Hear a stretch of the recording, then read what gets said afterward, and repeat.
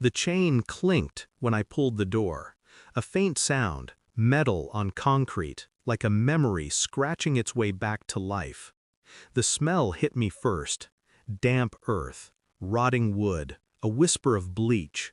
I turned on the light, and there he was, my son, alive. He was thinner, older, 5 years older, but the eyes were the same. Those terrified, ocean-blue eyes that stared up from the river the night he drowned.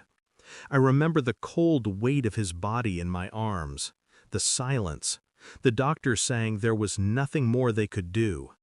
But here he was, chained to a wall, trembling. My knees gave out, the world tilted.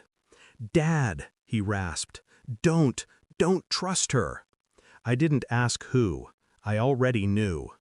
When my wife's mother called that morning, her voice was too calm. "Could you come by? There's something you should see."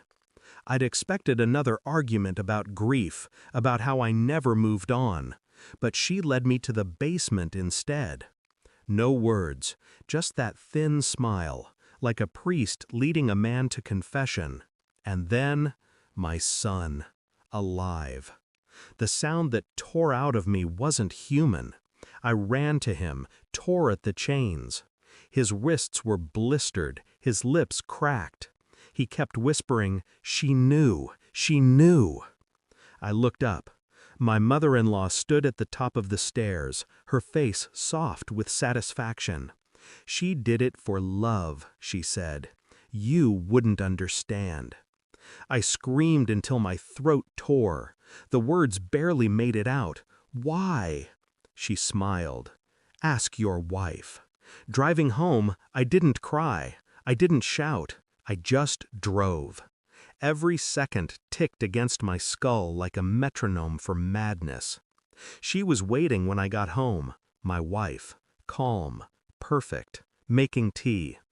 I stood in the doorway and watched her, the small, practiced movements, the way she hummed softly to herself. A woman who believed her lies had already taken root deep enough to never be dug up. I asked nothing that night, not about her mother, not about the chains, not about the son she buried while he was still breathing. Instead, I waited. The next morning, I checked hospital records, adoption papers, private psychiatric files under her maiden name. I found receipts, shipments of sedatives, oxygen tanks, nutritional drips, paid in cash. Every trail led back to her mother's address. Every signature was hers. And in between the documents, I found a photograph. My wife and my son, standing together in that same basement, smiling. The date on the back, 3 years after his death. My hands didn't shake. My pulse didn't rise. Only silence.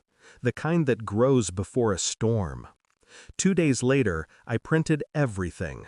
Records, receipts, photographs, and placed them neatly on the dining table. When she walked in, she froze. "Where's our son?" I asked. Her eyes flickered.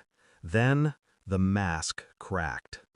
"You weren't supposed to find out," she whispered. "You were breaking apart after the accident. I couldn't lose you both. Mother said." To fake his death? Tears welled, but I saw it, the calculation behind them. The performance she'd rehearsed for years. "He's safe," she said. "We did it for you." For me? Yes, you couldn't handle him. The seizures, the screaming.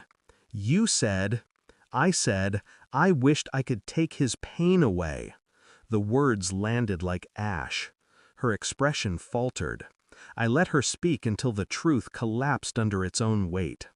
Then I said, quietly, "He's alive. I've seen him." Her face went white, then red, then still. She tried to move past me, but I blocked the door. "You're not going anywhere," she hissed. For a moment, I saw the predator beneath the grief, the one who'd chained a child in darkness and convinced herself it was love. I leaned close. "You took 5 years from him. You took 5 years from me. Now, I'm taking the rest from you." Her breath quickened. "You wouldn't." I smiled, cold, deliberate. "You'll confess. To the police, to everyone, or I'll show them everything. The photos, the reports, the drugs you bought under your mother's name." She stared at me, trembling. "You don't understand." "I understand perfectly." I walked away, leaving her standing there, broken, small, drowning in her own lies. Behind me, the teacup shattered against the wall. I didn't turn around. I returned to that basement tonight. My son sleeps upstairs now, peaceful for the first time in years. He doesn't remember much. Maybe that's mercy. My wife confessed. Her mother's in custody. The papers call it psychological delusion. I call it evil in plain clothes. People ask if I'll ever forgive her. I don't answer. Some truths aren't meant to heal. They're meant to scar, so you never forget what hides behind love when it rots. I sit in the dark, listening to the quiet breathing of the boy I thought I lost. And for the first time in 5 years, I feel nothing at all. Just clarity. And the weight of everything I now understand. Sometimes love doesn't resurrect the dead. It buries the living instead. Thanks for watching. Don't forget to like, share, and comment. Subscribe now to Cheating Stories Insight World for more amazing stories.